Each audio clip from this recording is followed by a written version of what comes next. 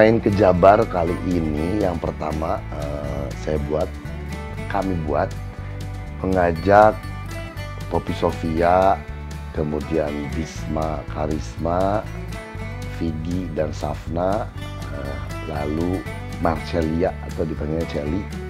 Sebetulnya sih simpelnya karena saya sering jalan-jalan di Jawa Barat, mau mengajak nih orang-orang untuk main ke Jawa Barat, main ke Jabar makanya namanya. Ya kita mulai dulu dengan teman-teman dekat saya yang saya ajak sekarang.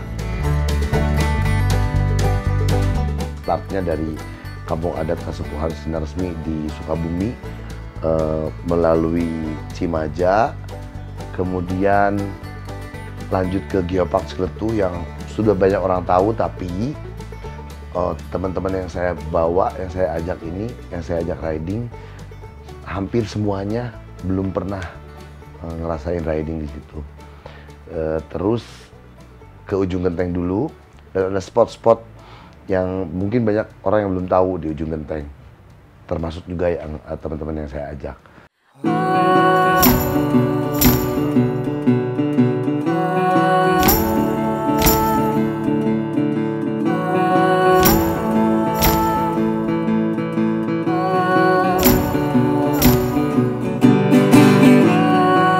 Kasepuhan sendiri berasal dari kata sepuh yang artinya tua atau dituakan. Memang Jago ini salah seorang putra dari Abah Asep, sesepuh di Kasepuhan Sinar Resmi, yang mereka punya banyak varietas padi yang kalau nggak salah hampir memecahkan rekor paling banyak di dunia. Jadi ternyata menurut Mang Jago, jadi padi itu di sana tuh ada padi cewek sama padi cowok gitu loh. Aku tuh baru tahu, kok bisa? Jadi emang di sana tuh jadi padi itu bisa dikawinkan. Tapi aku nggak nanya lebih lanjut. Yang aku tahu memang ternyata di sana tuh ada ada jenis padi cewek, ada padi cowok. Tapi padinya juga ada banyak banget macamnya. Gitu.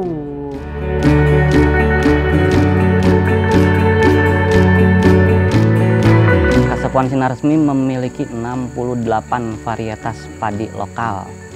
Menanam padi hanya 1 tahun sekali dan tidak boleh diperjualbelikan. Setelah itu kita simpan di dalam luit sijimat. Di luit sijimat itu bisa menampung sekitar 3.000 pocong ikatan padi. Berarti kita bisa simpulkan dalam 1 lumbung padi luit sijimat itu terdapat 9 ton. Di dalamnya terdapat padi yang berumur hingga 40 tahun dan masih layak konsumsi.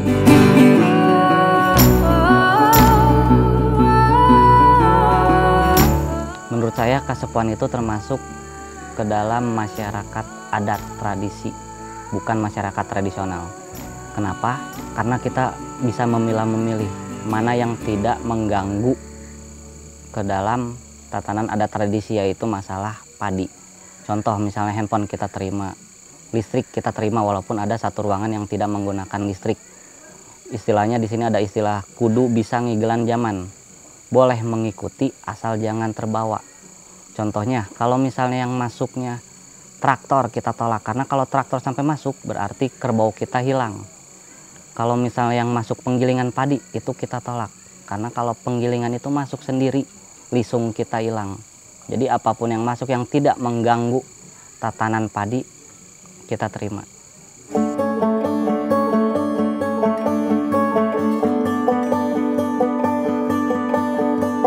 Merasa balik ke rumah kalau saya, karena memang sempat sebelumnya kan sebulan di sana, terus begitu diajak untuk main ke Sinar Resmi lagi sebagai orang Sunda, rasanya seperti rumah sendiri. Dan Abah pun sempat cerita, sempat bilang bahwa jam berapapun kita kalau mau datang ke sana silahkan langsung masuk aja gitu. Cuman hanya bisa bilang assalamualaikum dan segala macam, silahkan mau datang aja. Sebegitu homey-nya Sinar Resmi. Sinar Resmi itu feels like home. Makanannya enak-enak banget, popohannya, nasi merahnya, ikan asinnya, sambalnya, terus udaranya enak, airnya enak. Abah sama Ambu penerimanya sangat luar biasa, ramah banget. Dan debusnya luar biasa. Terus padi-padinya juga pocongannya itu padi yang dijemur itu keren banget. Jadi kayak kalau memang berwisata ke sana puas banget bisa nginep di sana juga. Mantap, tapi jangan lupa sampurasun dulu, ketok dulu. Assalamualaikum gitu. Untuk masyarakat luar, istilah di sini tuh harus bisa ngarumat, ngarawat, ngaruat, ngajaga, ngaraksa, jeung ngamuliakeun. Riksa rasana, riksa ragana. Jadi itu artinya harus bisa menjaga, melestarikan, dan memuliakan alam kita sendiri.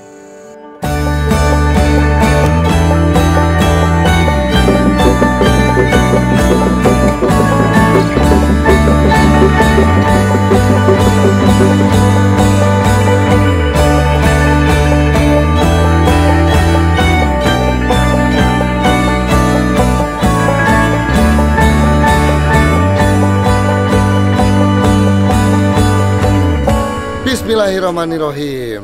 Ini day one ride.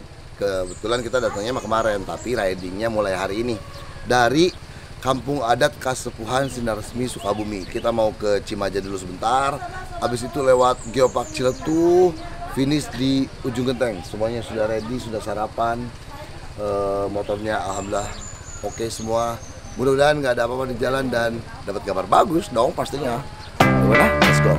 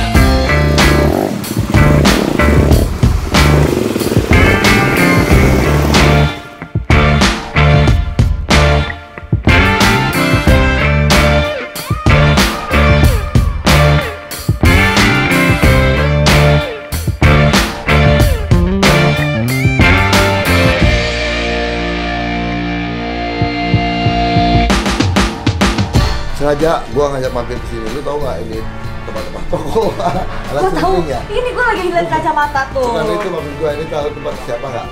Tempatnya tadi sih sebenarnya udah lihat sih ada tulisannya gede-gede. Dede Suryana's Place. Dede Yes. Suryana itu tahu siapa? Aku dikasih tahu sama Mang Edi, dia itu adalah server sudah mendunia, tapi itu berasal dari Cimaja. Bener. Di belakang ada guest house-nya juga. Guest house-nya Oh, iya? juga. Lo kalau ke Cimaja, memburu ombak, nginepnya bisa disokin di mari.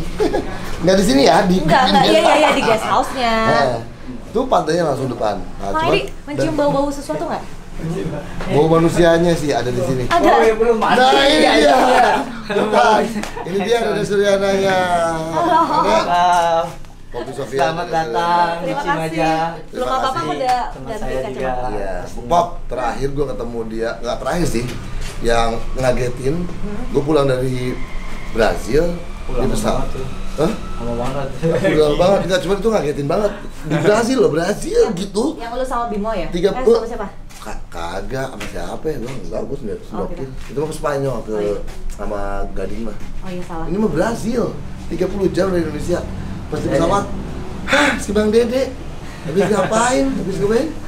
Kompetisi surfing di Brazil, Di Brazil. kelas dunia, Seri kejuaraan dunia apa lagi? longboard, shortboard, Iya, naon shortboard sih? sih, main shortboard. ya. Shortboard tuh yang ini ya? Ya. Mang De, prestasi Mang De udah apa aja? Yang paling top deh, top. Prestasi ini Top salah five. satu yang paling ngebanggain nih seri Top kejuaraan five, dunia. top Ini five, top board five. yang saya pakai di Bali nih seri kejuaraan dunia 2014 dapat juara 1. Wih. Jadi langsung saya abadikan boardnya. Oh makanya bukan untuk dijual, ditaruh di sini Bukan buat ini. diapa? Jangan dong ya. Juara Ini- satu. Kenangan. Juara satu. Ini Juara satu. ada nilai sentimentalnya di Iya. jangan nih. Pas finalnya pesaingnya dari mana aja, Bang Dek? Masih ingat nggak? Internasional sih. Ya, negara apa aja maksudnya? Dari banyak, dari Brazil, Amerika ada Australia banyak, dari Australia Banyak. seorang Jepang. Dan juaranya Di orang finalnya di sama orang Australia. Nah, finalnya Australia teh kurang kumaha jagoan main surfingnya. Tapi nu menang nama Dede Surya. Gas aing.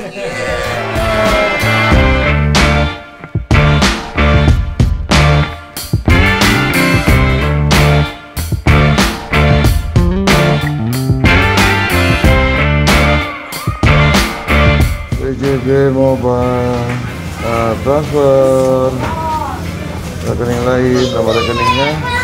Makasih ya, makasih.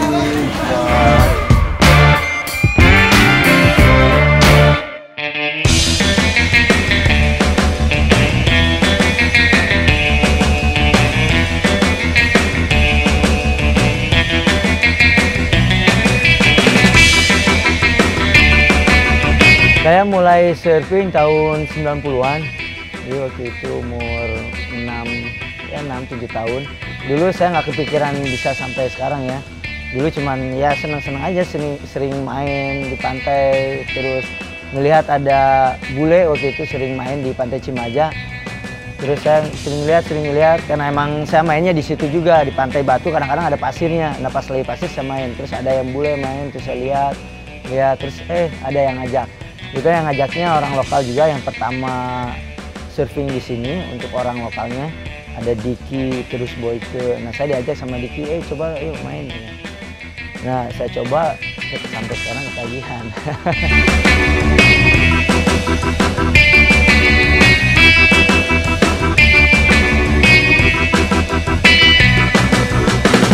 Paling membanggakan sebenarnya pertama kali surfing masuk di multi event, yaitu di kejuaraan Asian Beach Game. Nah di Asian Beach Game surfing pertama kali masuk tuh waktu itu di Bali tahun 2008. Alhamdulillah saya kepilih sebagai perwakilan yang mewakili Indonesia. Saya masuk di kategori untuk aerial dan tag team. Alhamdulillah di aerial saya dapat juara 1 dan di tag team ya untuk grup juara juga, jadi 2 medali emas untuk Indonesia. Dan pertama kali saya dikenal sama orang Indonesia tuh pada waktu itu. Jadi pas juara tuh media yang meliput banyak banget karena ini kan multi event ya. Nah media yang ngeliput terus sampai saya dipanggil. Pada waktu itu Gubernur Ahmad Heriawan dipanggil ke Gedung Sate, terus saya mendapat penghargaan sebagai atlet Jawa Barat. Alhamdulillah diakui sebagai warga Jawa Barat. Yang pada waktu itu emang saya tinggal di Bali. Yang mungkin orang mengira saya itu orang Bali, Dede Suryana, dikiranya saya Gede Suryana. Tapi alhamdulillah ya saya dari Jawa Barat dan saya bangga menjadi warga Jawa Barat. Ya tepatnya di sini tempat saya tinggal di Cimaja, Desa Cikaka, Kabupaten Sukabumi, yang alhamdulillah sekarang Kabupaten Sukabumi bukan hanya dikenal surfingnya tapi juga Geopark Ciletuh Pelabuhan Ratu. Dan ini menambah aset pariwisata di Kabupaten Sukabumi. Dimana kan dulu hanya dikenal surfing. Nah sekarang dibuka pariwisata Geopark Ciletuh Pelabuhan Ratu. Jadi banyak banget aktivitas yang bisa dilakukan di kawasan Geopark Ciletuh Pelabuhan Ratu.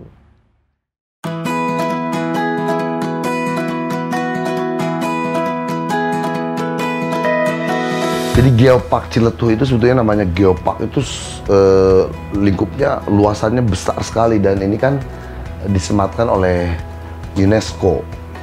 Kebetulan lagi nih teman-teman yang saya ajakin main ke Jabar baru pertama riding ngelewatin jalur Geopark Ciletuh. Kita ada di sebelah di jalan yang naik turun, terus kemudian sebelah kanan kita ada laut yang wah sulit dibayangkan, sulit diceritakan dengan kata-kata. Sampai Puncak Dharma yang paling terkenal, biasanya orang banyak berhenti sebentar di situ berfoto. Ke lembah laut itu kelihatan banget. Di situ kita lewatin sedikit, sempat istirahat dulu di Bukit Soca.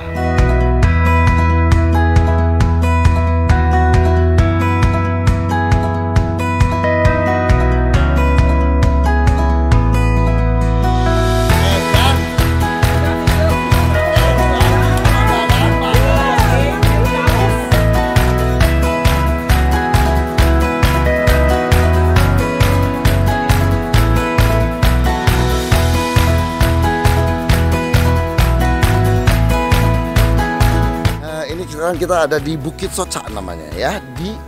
Kalau dari arah Pelabuhan Ratu sesudah Puncak Dharma. Hati-hati, ada puncak akhir, kita ke bawah. Ini udah betul-betul menuju ke yang ada tulisan Geopark Ciletuh pinggir pantai. Itu di sebelah sana tuh. Nah, kalau ke Ciletuh mau istirahat sebentar, makan makanan enak, tapi pemandangannya view banget. Inilah tempatnya, lihat dong. Nggak pernah ya ngelewatin jalur sana sebelumnya. Untuk tur daerah Jawa Barat itu berasa kayak bukan di Jawa Barat, ternyata ada ya gitu view seperti itu. Terus ada kafe yang seperti itu juga gitu, dengan pemandangan yang komplit, makanannya juga enak. Perjalanannya sih sampai kita sempat putar balik lagi ya, karena bentar dulu gitu, ini boleh nggak nikmatin momennya dulu sebentar. Nggak perlu keluar negeri kayaknya ya untuk ngelihat hal-hal yang seperti itu, ternyata ada di Jawa Barat.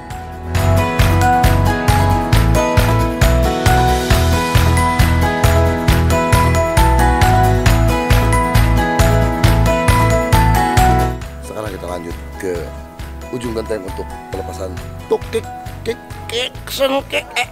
Tukik itu anak penyu. Let's go.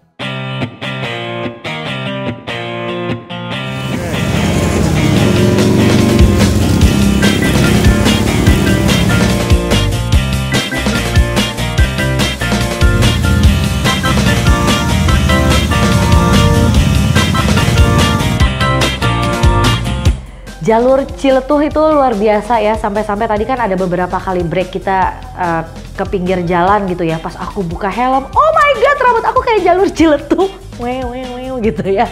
Gila, jalurnya luar biasa buat teman-teman ya tadi ya yang naik roda 2 gitu, kayaknya beloknya bisa cet gitu. Dan yang paling membahagiakan ketika ngelihat kayak ada pengendara lain dari lawan arah, kayaknya dia juga baru menikmati belokan. Jadi pas abis belokan ketemu kita, wah langsung gua ngeliat, wah happy lo ya ketemu belokan. Sama kita juga gitu sih.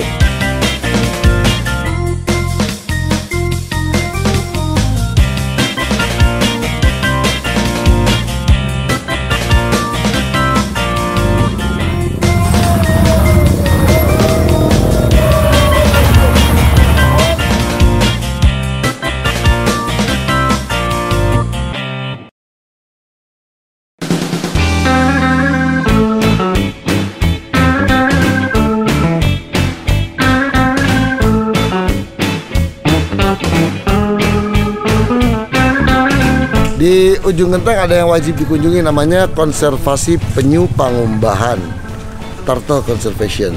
Ini masih di Geopark Ciletuh Pelabuhan Ratu sebetulnya. Dan sebelum menginap di ujung genteng, memang sengaja nih teman-teman kita bawa ke sini, lihat dulu penyu-penyu yang ada yang albino, nanti aja lihat di dalam.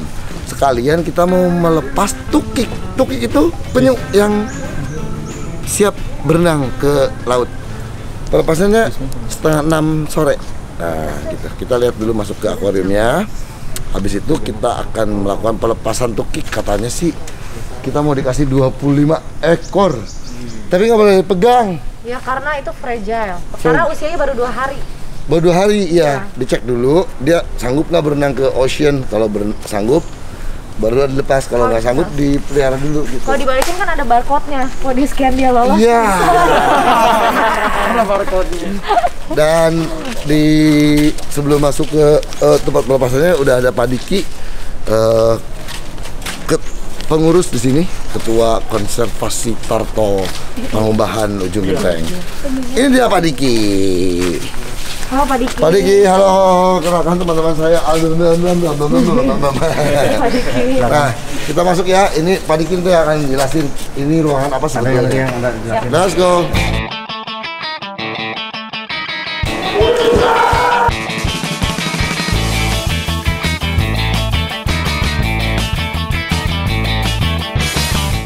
Dulu pernah di sini ada 6 jenis tukik, tapi yang tersisa sekarang tinggal 1, yaitu penyu hijau. Kalau sekarang dari bulan Januari sampai bulan 6 itu rata-rata penyu paling 1-2 ekor yang bertelur. Pertama-tama penyu dari laut naik ke pantai dan di sana prosesnya kurang lebih 1-2 jam sampai mengeluarkan telur tersebut. Nah, setelah bertelur itu tidak langsung ditutup lagi sama penyunya karena nanti kerjaan 2 kali oleh petugas. Jadi begitu telur penyu 1 keluar langsung diambilin masukin ke ember dan setelah selesai baru dibawa dikubur di tempat penetasan. Nah, setelah penetasan tersebut sekitar 45-60 hari kalau cuaca bagus baru menetas menjadi tukik. Nah, setelah ditukik nanti dilepas lagi tukiknya. Nah, balik lagi ke sini yaitu sekitar 25 tahun baru bisa kembali ke sini.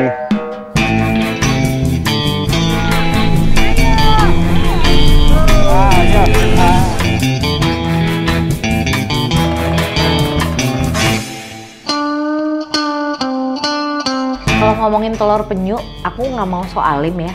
Jadi zaman dulu tuh aku pernah nyobain telur penyu. Ternyata tuh di depan rumah nenek aku itu ada bapak-bapak yang jual telur penyu yang sudah kayak dikukus gitu guys. Jadi kayak bentuknya sampai menggunung gitu loh, segitiga. Dan itu dijual di pinggir jalan gitu loh. Nah, ternyata aku baru tahu itu tuh nggak boleh. Ya kalau penyu bisa bertelur sebulan sekali sih beda urusannya. Tapi kan kalau penyu itu bisa bertelur ketika usia dia mencapai 25 tahun. Kebayang nggak? Dan karena tadi gue ke penangkaran penyu, banyak tanya juga. Akhirnya gue realize bahwa gue harus menghentikan penjualan telur penyu kalau ada. Itu kalau di Sukabumi sih, waktu itu sempat ada. Cuma kayak belakangan ini udah nggak ada sih gitu. Jangan makan telur penyu lagi ya guys. Telur ayam, telur bebek aja.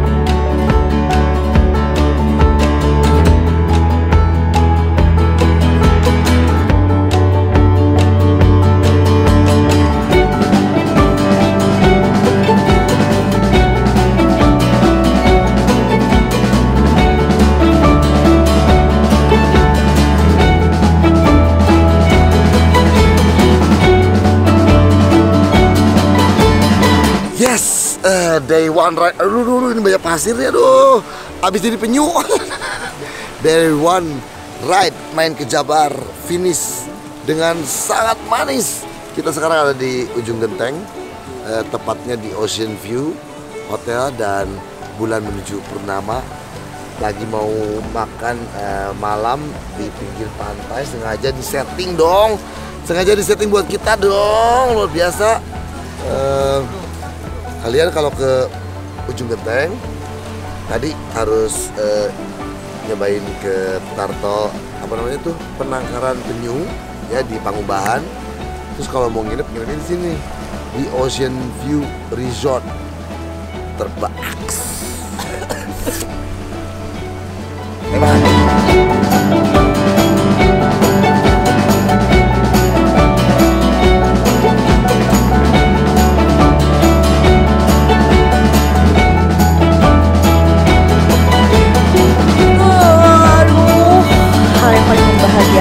Adalah kita sudah sampai di resort untuk hari pertama ini. Jadi kita udah nyampe di Ocean View Resort. Gue masuk kamar, gue masuk ke kamar.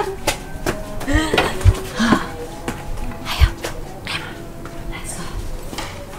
Wah, ini jadi ada ruang tamunya gitu guys. Jadi bangunannya ini kayak dari kayu-kayu. Seru ya.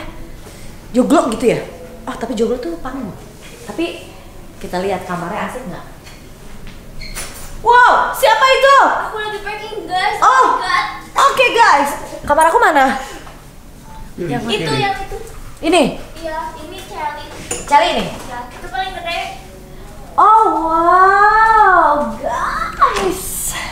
Mantap, ini kamar aku. Katanya sih menurut gosip ya, kamar ini diperuntukkan yang honeymoon. Soalnya lihat tuh, ada bebek-bebekan honeymoon. Nggak lucu ya? Kita lihat kamar mandinya ya. Wow, aku suka. Pas banget, aku tuh suka berendam ya. Rambut aku kenapa mekar begini? Aku suka berendam, jadi kamarnya ada bathtubnya. Asik banget nih suasananya. Temboknya putih. Terus lampunya juga pakai rotan-rotan seperti ini. Wah, jadi pengen bawa anak sama suami. Ayo udah deh, sendiri dulu, merdeka dulu. Alright.